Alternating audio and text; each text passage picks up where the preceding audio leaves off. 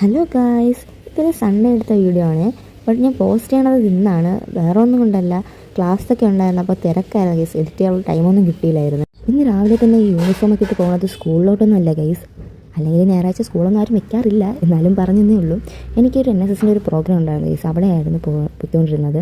10 മണിക്ക് എത്തണമെന്നാണ് പറഞ്ഞത്. മണി 10 കഴിഞ്ഞായിരുന്നു ഞാൻ അവിടെ എത്തിയപ്പോൾ. നല്ല മഴയും തിരക്കുമായിരുന്നു ഗൈസ്. അങ്ങനെ അവിടെ പോയപ്പോഴത്തേക്ക് എൻ്റെ ഫ്രണ്ട്സൊക്കെ അവിടെ ഉണ്ടായിരുന്നു. അങ്ങനെ ഞങ്ങളെല്ലാവരും കൂടെ ക്യൂ വെയിറ്റ് ചെയ്യായിരുന്നു ഗൈസ്. അവിടെ കൂപ്പണും അതുപോലെ തന്നെ വോളണ്ടിയർ ബാഡ്ജും കൊടുത്തുകൊണ്ടിരിക്കുക.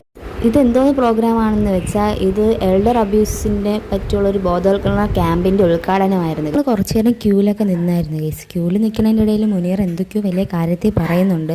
ബട്ട് എനിക്കൊന്നും മനസ്സിലാവില്ല. ഞാനാണെങ്കിൽ ക്യൂവിൻ്റെ തിരക്കിലങ്ങ് എല്ലാം തലയാട്ടിപ്പം കിട്ടിയായിരുന്നു ഗൈസ്. കൂപ്പണും ബാൾസൊക്കെ കിട്ടി.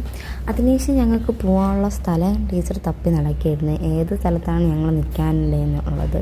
അങ്ങനെ ഞങ്ങളും ടീച്ചറും കൂടെ അതും തപ്പി കുറച്ച് നേരം വീണ്ടും അലഞ്ഞു ഗൈസ്. ഫൈനലി ഞങ്ങൾ സ്ഥലം കണ്ടുപിടിച്ച് ഗൈസ്. അങ്ങനെ അകത്തോട്ട് കയറിക്കൊണ്ടിരിക്കുകയാണ്.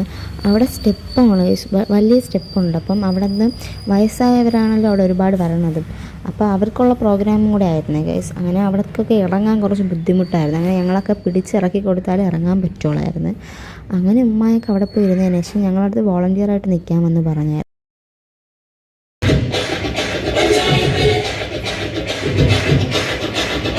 പിന്നെ വെൽക്കം ഡാൻസൊക്കെ കഴിഞ്ഞതിന് ശേഷം എനിക്കും മുനീറാക്കും ഒരു സീറ്റ് കിട്ടി ഗൈസ്. അങ്ങനെ ഞാനും അവളും കൂടെ ഫ്രണ്ട് ഒരു സീറ്റിൽ വന്ന് ഇരുന്നായിരുന്നു. അപ്പോഴത്തേക്ക് സ്റ്റേജിൽ പ്രസംഗം തുടങ്ങിയായിരുന്നു. ഒരു സാറ് വന്ന് പ്രസംഗിക്കുന്നുണ്ടായിരുന്നു. അതിൻ്റെ അടുത്ത് ഞാൻ നോക്കിയപ്പോഴത്തേക്ക് വേറൊരു സാറ് നിന്നിട്ട് കേൾവിശക്തി ഇല്ലാത്തവർക്കും അതുപോലെ തന്നെ സംസാരിക്കാൻ കഴിവില്ലാത്തവർക്കും വേണ്ടി ട്രാൻസ്ലേറ്റ് ചെയ്ത് കൊടുക്കുന്നുണ്ടായിരുന്നു. പിന്നെ അതൊക്കെ കണ്ടതിന് ശേഷം നമ്മളെ വേണുഗോപാൽ സാറും അതുപോലെ തന്നെ നമ്മളെ സബ് കളക്ടർ ആൽഫ്രഡ് സാറുമായിരുന്നു നമുക്ക് ഗസ്റ്റായിട്ട് ഉണ്ടായിരുന്നത്. പിന്നെ അവർ രണ്ടുപേരും സ്റ്റേജിലേക്ക് സ്വാഗതം ചെയ്ത് പിന്നെ അവരെല്ലാവരും കൂടെ ചേർന്ന് നമ്മളെ വിളക്ക് കത്തിക്കാൻ വേണ്ടി പോയി. അങ്ങനെ ഇനാഗ്രേഷൻ അവിടെ സ്റ്റാർട്ട് ചെയ്ത് അതിനുശേഷം നമ്മളെ ശ്രീ വേണുഗോപാൽ സാറ് നമുക്ക് വേണ്ടി 2-3 പാട്ടൊക്കെ പാടിത്തന്നത്. അത് നല്ല നല്ല പാട്ടായിരുന്നു. കേൾക്കുമ്പോൾ നല്ലൊരു പ്രത്യേക ഒരു ഫീൽ വരുമായിരുന്നു ഗൈസ്. ആ പാട്ടൊക്കെ സാർ പാടി നേരിട്ട് കാണാൻ പറ്റി. അതുപോലെ തന്നെ സാർ പാടുകയും ചെയ്തു. അതൊക്കെ നല്ലൊരു പ്രൗഡായിരുന്നു ഗൈസ്.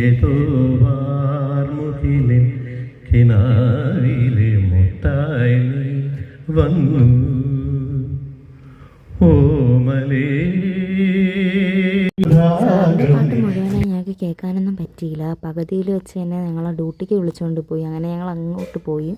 പിന്നെ അതിനുശേഷം സ്റ്റേജിൽ കുറച്ച് മൊമെൻറ്റം കൈമാറി. പിന്നെ അതുപോലെ തന്നെ കുറച്ച് ഡാൻസ് ഉണ്ടായിരുന്നു.